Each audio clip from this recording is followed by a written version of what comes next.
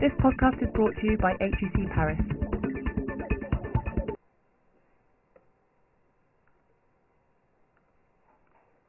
There's actually some other examples of things that went wrong.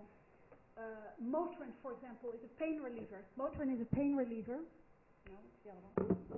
Motrin is a pain reliever, and it's more or less the same thing as this example. I'll show it to you. Wearing your baby seems to be in fashion. I mean, in theory, it's a great idea. There's the front baby carrier, the sling, the swing, the wrap, the pouch, and who knows what else they've come up with. Wear the baby on your side, your front, go hands-free. Supposedly, it's a real bonding experience. They say that babies carried close to the bod tend to cry less than others. But what about me? Do moms that wear their babies cry more than those who don't? I sure do. These things put a ton of strain on your back, your neck, your shoulders. Did I mention your back? I mean, I'll put up with the pain, because it's a good kind of pain. It's for my kid. Plus, it totally makes me look like an official mom. And so, if I look tired and crazy, people will understand why. This is just an original advertisement, right? That was also put on YouTube. What happens on the other? What happens is that mothers that were actually carrying their babies in slings were completely shocked and by this advertisement, because they say, what about this? And I'll show you, for example, what they say. And there's many ads about this.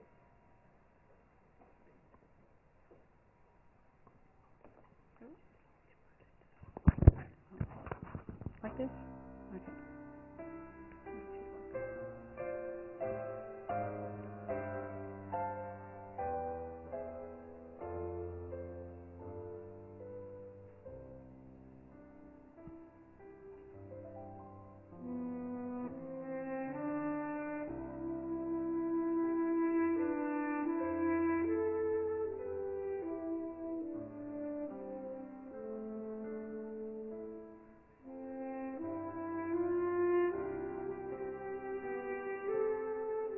Etc., etc., etc.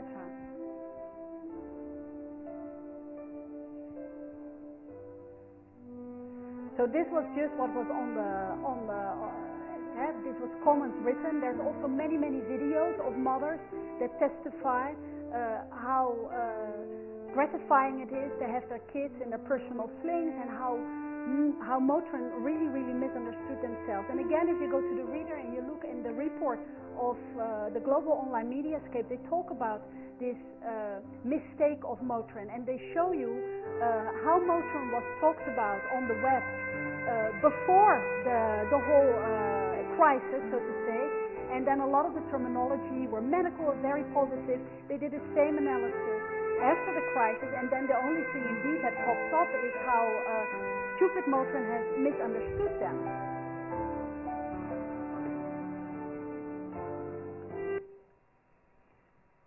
Another example is this video. Maybe you've seen this one. Hi, my name is Karen, and I'm from Denmark. And this here is my baby boy. His name is his name is August. Yeah, I'm doing this video because I'm trying to find August's father. So if you're out there and you see this, then this is for you. We met 1.5 years ago when you were on vacation here in Denmark, and we met at the Custom House bar. I was on my way home, and I think you had lost your friend, and then we decided to go down to the water to have a drink. And yeah, that's really embarrassing, but that's more or less what I remember. I don't remember where you're from, or I don't even remember your name. I do remember though that we were talking about Denmark, and the thing we have here is Hygge that foreign people always ask about, and that's, yeah, you were really nice. So I guess I decided to show you what Hygge is all about, because we went back to my house, and yeah, we ended up having sex. and the next morning when I woke up, you were gone. It's not that I blame you for anything, and I'm not crazy, or this is not some kind of obsession that I have with you. I just really, really want to let you know that that August is here, that he exists. I feel I owe it to both you and to him. Yeah. And also, I want to let you know that I'm not a bimbo or something like that. I know that August is yours because I haven't been with anybody else since that night. Yeah. Well, etc., etc. So this video was put online on one Thursday, and within a matter of days there is 600,000 people that actually watch it, and everybody is very, very supportive of Karen, hoping that she will find a father. However, again, pretty soon there's also people in the blogosphere, so to say, that felt that maybe it was not completely true, and they, again, with Sony as PSP, they try to find out who put the video online, and then they find out that it is the Danish tourist office that in the order of copying Australia like the best job in the world, they're the best fuck in the world, and they came up with this idea of putting this video there. So they completely, again, it's walking this thin line. With viral videos, in the end, it's really walking a thin line of be authentic, because this is what people want. They want you to be authentic, and then you try to be authentic, but it is fake too, right? It is fake. It is the same issue with Sony. So don't do that. The video was taken off, so indeed it is a copy of thing. Finally, I want to show you one other thing that really went wrong. I may add something about this video, actually. You know that many people answer and say, that's me.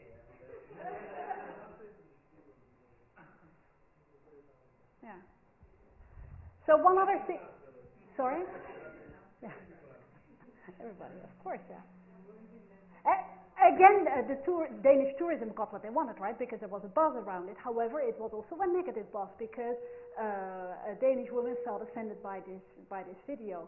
And then again, there is other examples with Iceland Air that has done more or less the same thing with putting videos out there on tips on how to date Icelandic women, and these are also a bit denigrating. And again, there is, but it is clear that with these videos, it is Iceland Air that is behind it, and then it goes. Okay, people talk about it negatively, but it goes here.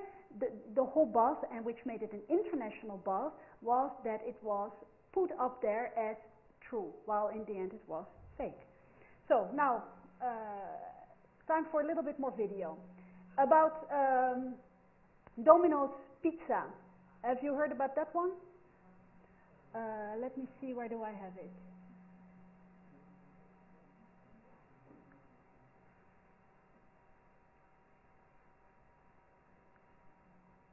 Oh, shit, can I not find it anymore? No. Hi, my name is Karen. Here she is again. And this is It's good, huh? His name is No, this is the reply. Hello, No, I'm Patrick Doyle, president of Dom.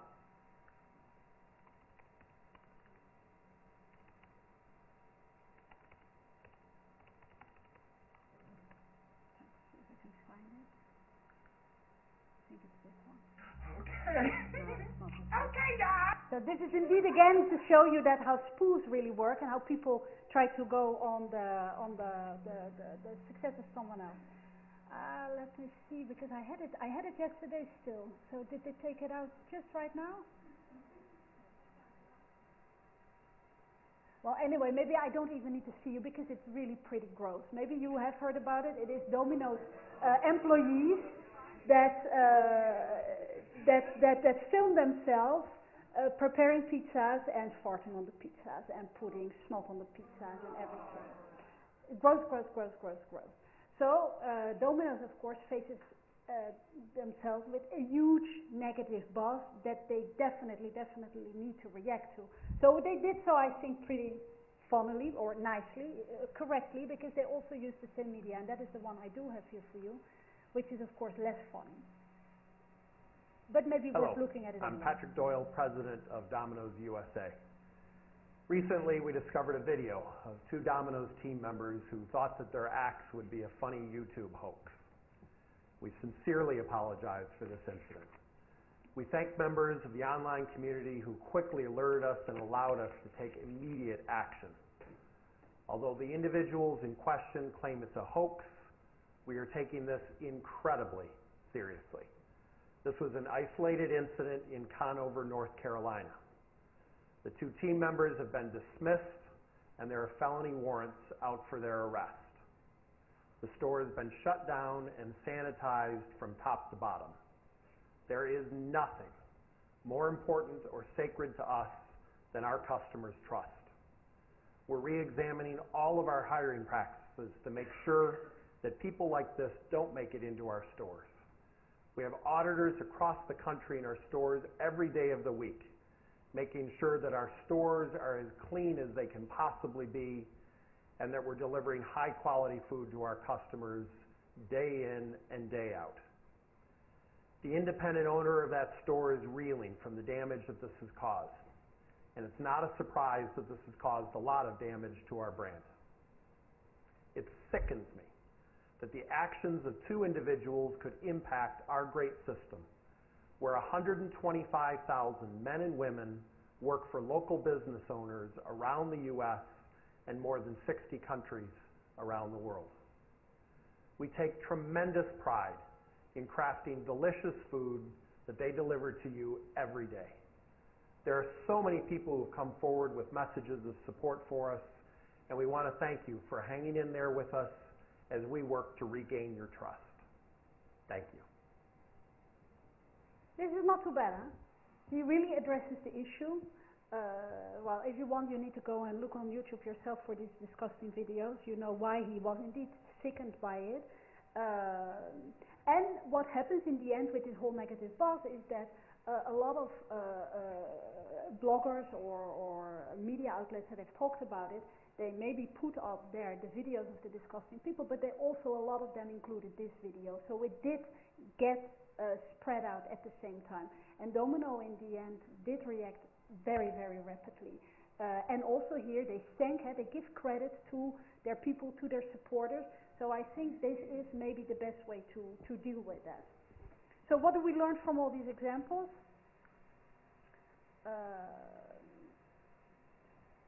In first with the Motrin pain reliever, the basic lesson of marketing is you need to understand your target audience, and that is what they didn't do. The second with Danish women, in the end you cannot deceive. You can denigrate, you can get away with that, but you cannot deceive. And then the Domino's pizza example really shows us that any company nowadays needs to have social media guidelines and principles in place that more or less spells out to your employees what is accepted and what is not accepted. Because before you know it, indeed, you have these two employees that joke around. It was a joke, but with negative effect.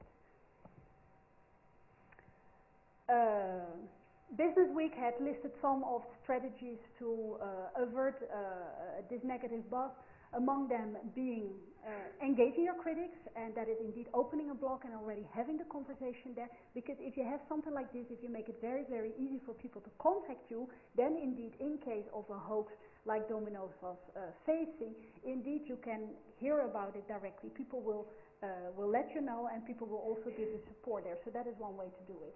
Be vigilant, we already addressed that. Indeed, you want to monitor what is being said about your brand constantly. You want to react directly, so replace this no comment. You remember that last week we talked about still the kryptonite debacle, so to say, where the first reaction was, oh no, our kryptonite logs, there's nothing wrong with that. That is not a good idea. Also in the end, of course there will be negative buzz or negative word, let's say negative word of mouth. There will be also always people out there that say negative things about you, and because you can monitor it, there's a lot of managers or companies, CEOs that get really frustrated by this, because they put all their soul in this company, and how does anybody else dare to say something about it? To give you a little bit of an insight of what happened here within HEC, is HEC of course course, is also in Wikipedia, and people write things about the school. There were some senior faculty here that were completely upset about what was written there on Wikipedia, because how does anybody else have the right to say anything about HEC that has not actually been already 30 years in the school like me? So he tried to change what was said, and that was of course not a good idea.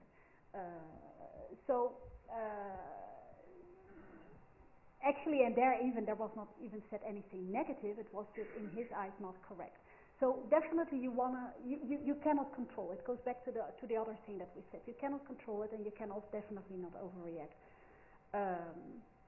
Finally, the last 5-10 minutes, I want to talk a little bit more about this power of context, the timing issue, this idea of making sure that whenever you have a message out there and you choose a channel, you choose a messenger, you make sure that it all fits. And a lot of the negative things that we have seen occurring in recent years is just because a lot of companies have not really understood yet how these social media are working. So they haven't really done their homework, so to say. They haven't investigated enough in how things work. And a good example of a company that definitely did not match the message with the venue was Habitat, that decided to go on Twitter. You've heard about this negative buzz. They use these hashtags that help people find what tweets are about, and they used hashtags that were very popular but that had nothing to do with Habitat. And instead of writing anything interesting, they used this to put a promotional content thing there. Nothing personal, nothing relevant. It was promotional content. And that was a complete misunderstanding of how Twitter is actually working. Of course, Habitat jumps on this and they say, okay, it was actually an intern that was making this mistake and we fired this intern and stuff like this. But Habitat, no. I'm sorry, you cannot make these kind of mistakes. And if Habitat is having interns taking care of these kind of things, they indeed completely misunderstand the online social landscape, the online media landscape nowadays. So it's important also, I think about the population. Whenever you choose a venue, who is the possible people that you're going to reach, the audience is the actual people that you're going to reach, and definitely invest in understanding the rules of the venue that you choose. Yes? This. So it is Habitat that decided to use Twitter to, it's like what is happening a lot of times. You have all these traditional companies, as Bart is also now saying, okay, we need to do something with this social media, we need to be Facebook, we need to be in Twitter, and they have no idea really how it works, and they haven't done. I'm not even saying that I know exactly how Twitters work. I've never Twittered, so there's probably rules of the game that I'm not aware of. And basically what you need to do with these kind of tools is you need to spend at least some time, and that is, for example, the opportunity I'm giving you now within the context of this course, to spend a couple of weeks, 2 weeks, whatever. You need to spend some time observing and seeing what is going on. What are the norms within a certain community? And in Twitter, for sure, Twitter is not used for commercial messages, or that is not. And the mistake they make even here is that they have these hashtags that help. And if someone else can explain it better than me, please help me out here. That help you find tweets that will talk about a certain subject. So, for example, in this case, at the time that Habitat made the mistake, there was a lot of tweets about the Iranian election, and the hashtag that was used for that was, it's not here, Musafi. So hashtag Musafi. So then if you want to have tweets about that, you type that and then you can find it. So they use that, the Musafi thing, and then they put their commercial message out there. That was a complete misunderstanding of the norms of what you should do. So that is the message here. The timing and the context is important, but also just basic understanding of how each venue works and how the users of that venue expect you to behave. The basic idea here with this social media is that, as I already explained last week, it's no longer you as the company that is in charge, that is the king on his throne with the traditional media that decides what is the message, what are the channels, la la la la la. If you're making use of social media, so to say, you enter in people's living rooms, and then it is you to adapt to that, rather than coming there and do your own little traditional old-fashioned marketing trick.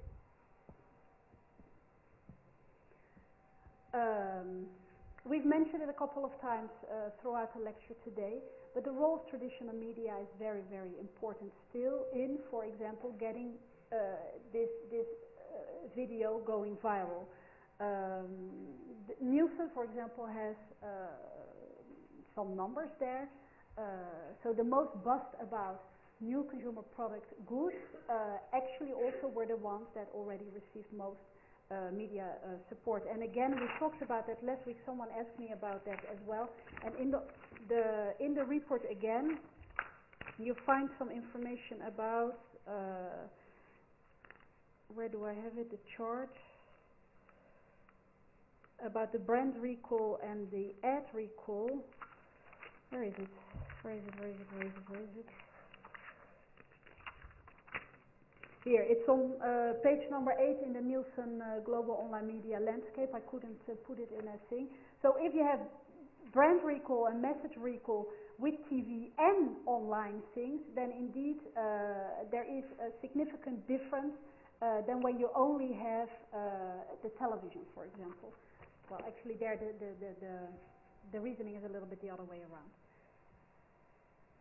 Bottom line, if you want to increase again the word of mouth, if you want to increase the exposure, if you want to increase the chances of exposure, you do also want to invest in the traditional media. TalkTrack is a system that tracks conversations of consumers, word of mouth conversations. I talk about that in the podcast. And also they find that 50% of the conversations in which brands are mentioned also mention one way or the other a traditional media. Well, to end the course today, I think it's interesting to look at an example that did it right, and it nicely kind of sums up all the aspects that we've been addressing today. It is McDonald's, so we stay in the hamburger atmosphere, that won the WOMI Award, and WOMI Award is an award for the best word of mouth marketing campaign that is awarded by the Word of Mouth Marketing Association. So the challenge that McDonald's was facing was the launch of a new chicken hamburger, Southern Child chicken hamburger, and then that was a product item that was aimed to be served at breakfast. Then the challenge, of course, that they were facing is how can you get people to actually consider eating a chicken hamburger for breakfast instead of the traditional eggs. What did they do? And there it is this idea of the high concept. They came up with the idea of the chicken versus the egg debate. And I think there may be, you see that a lot of these companies also kind of copy each other in terms of the creative output. If you have the Burger King that has the subservient chicken, maybe here they're all copying things a little bit. So what they had is they had the what came first micro website. That was one important part of the campaign. The other important part of the campaign was a national sampling day where people could get a free chicken burger to make a tryout. And I'll show you the website. If I can access it, where is it?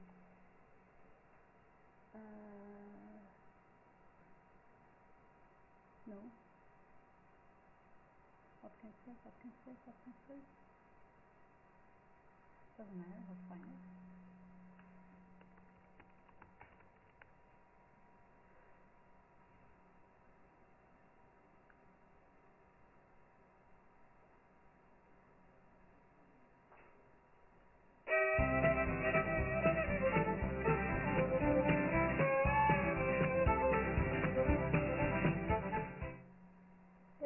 Okay, so my birthday. You will know a lot about me. Ooh, how old I am. How young. Up. Remember, make it simple and easy. Select your dancer. So, is it working? Let's go. So, you want me to be the chicken or the egg? Chicken. Okay. Next. Select an image. Browse.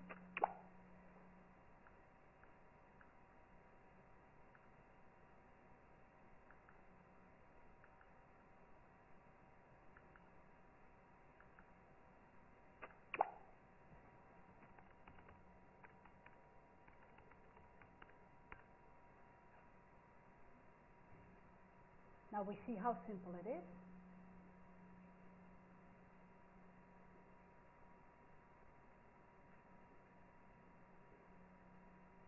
Oh, it's not that simple. Well, it's actually it is pretty simple, but here we're starting to be in the time limit, right? Was it under 4 minutes? Otherwise we lose interest. We lose interest. Are we starting to lose interest? I'm almost starting to lose interest here. Huh? They better be quick now.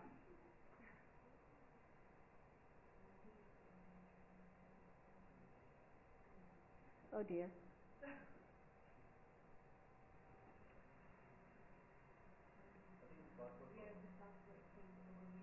That doesn't make it do? Okay. Too bad, too bad, too bad, too bad, too bad.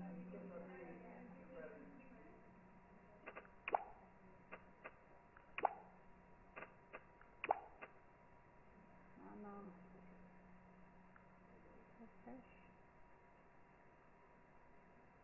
Does that work? Oh, now it's completely, now it's completely lost. Now I killed it, yeah.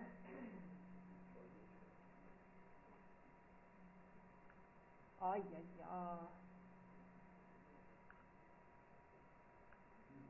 Now it's completely stuck. Now it is complete. Now it's completely loose. Let's try it from here.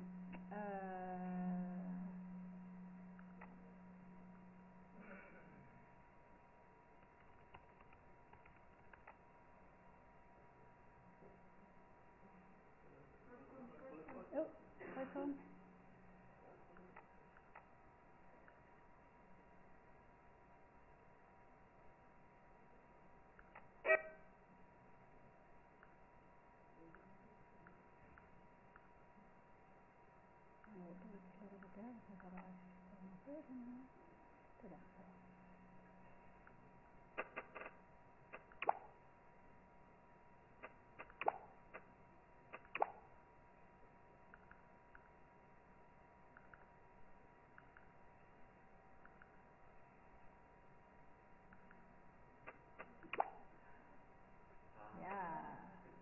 Submit is good.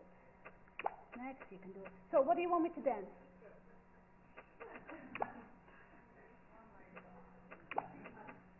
What do you want me to dance on? Hip-hop. What are the moves that you want me to make? First stop. Oh, wait. Top. Disco. Robot. Twist. And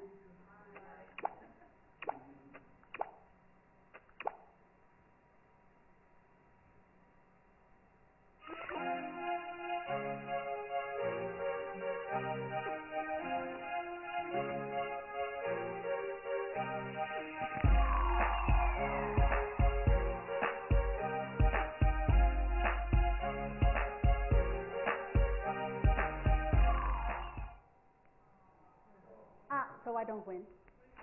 Too bad, too bad, too bad, too bad, too bad.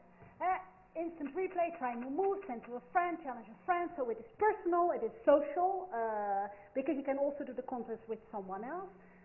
They didn't only do this, because indeed maybe it doesn't work, then you can still go to his website and see some things, which was America Speaks. A little bit again in the idea of the Whopper challenge, I would say, where they say the Whopper is not available anymore. Got my beautiful girl Roxy in the building, and we're in the street to find out a very important question. What came first, the chicken or the egg? Chicken came first. The egg came first. See, chicken. It's going to be the egg. So what do you think came first, the chicken or the egg? Definitely the chicken. Definitely. Oh, the egg. The egg had to come first. The egg come from the egg. The egg. Chicken? The egg. It's the egg, huh? No, the chicken. Chicken lays the egg. So where did the chicken come from? The mother? I say the chicken. It's the chicken. Team Chicken is in the building. No. I love chicken morning, afternoon, evening, and night. I would definitely eat it for breakfast. For breakfast, what do you think you're going to have? Eggs or chicken? Eggs. I like chicken for breakfast. I usually do eggs. Chicken sounds good. Eggs. Eggs? Yeah. Eggs all the way. I need some eggs for breakfast. We want to change their mind about eating eggs in the morning. Well, you can look at that a little bit more. What was very good about this campaign, of course, is that it was also put into a much larger campaign, where they had, in order to get people to go to this website, they didn't just see it online, they put everything in. So what they did is they had this national event, like a chicken day. Yes, there I am. They used Wikipedia, Twitter, and all these things to increase awareness about the National Chicken Day. They had dancers in front of national television stations dancing like a chicken, and that is, of course, the best way to get attention from traditional media that was picking it up, and that, in that sense, allowed, that increased the awareness, and that attracted people to the website. And they also had, in New York City, street dancers that did these moves of and they did it in a funny way, and then they gave away free T-shirts and other kind of gifts, again, to increase traffic to the website. Also very important is their influencers, they enlisted their employees, because in the end, in order to get people convinced that they should choose this chicken, you have there all these people serving at McDonald's, and if they tell their customers that it is a good idea to eat this chicken, then that is a great help. So they tried to make the word of mouth around this particular target as well, allowing them to come up with, on the McDonald's intranet website, uploading videos where they themselves dance like a chicken, and then, of course, they had the blogger outreach. That was their influencers campaign, where they picked people that were the brand influentials, people that love McDonald's, because they are the ones that are going to recommend it. Anyway, everything McDonald's make, they will say, you need to try it. And then they also had people that maybe were more social influencers or relevant social influencers, people that really didn't have a lot of time, and then in that sense could be convinced that this chicken sandwich was a good way to still have some breakfast.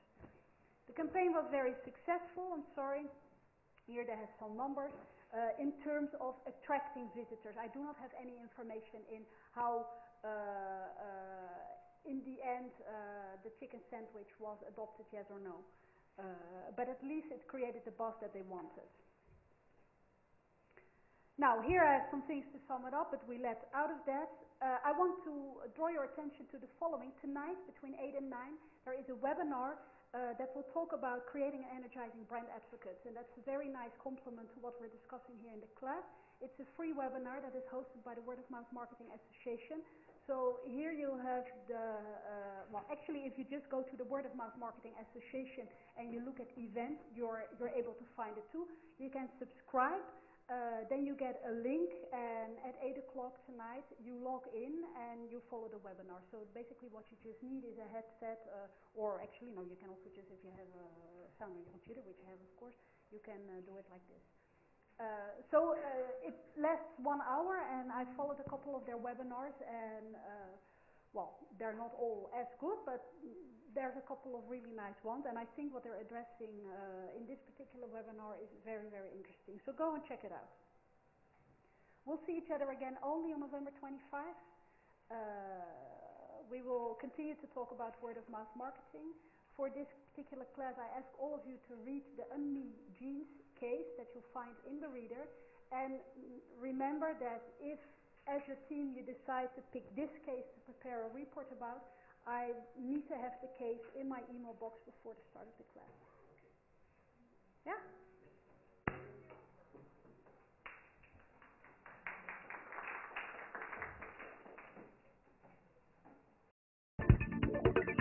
Please visit us at www.atc.edu.